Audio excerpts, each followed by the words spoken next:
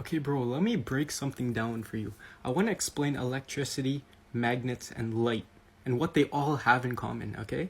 This is beautiful. I'll break it down so beautifully. Okay, first things first is that, like, in the universe, there's two states, okay? There's yes and no, true and false, positive and negative, okay? It's just something part of the universe. There could be truth, there could be false. There's just two states. So there's positive and there's negative charge. Now, if you have a positive or negative charge just in space, just radiating out of it will be electric field lines, okay? Just coming out of it. If it's just in the spot, there'll be electric field lines coming out of it no matter what. Now, if you take this charge and move it, physically move it, it'll generate magnetic field lines. Now, the electric field lines will come directly out of it, and the magnetic field lines will be perpendicular to those electric field lines if you move a charge.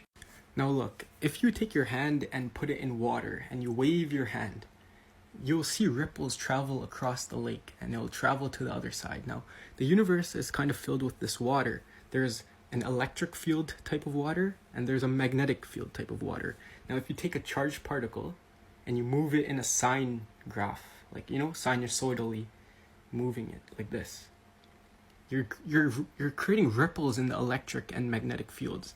And the electric field is perpendicular, magnetic field is also perpendicular. And it creates a traveling wave. Now look, we have this direction. The only other direction that's perpendicular would be towards you. So it's like a traveling wave, okay? It's like the ripple in water that just moves. And you know what that is? The electric and magnetic fields that ripple through this water in the universe, that's light. Okay, so now imagine this. Let's say I have a charge right here, and I just jiggle it. 2 trillion times in 1 second, I jiggle it.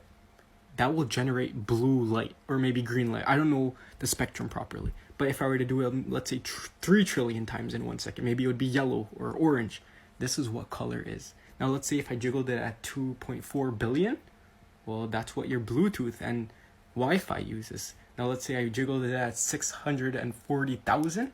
Well, some AM radio stations will use that frequency. And the reason why that it's used in Wi-Fi and Bluetooth is because, look, how do you encode information? We have a sine wave pattern that says traveling.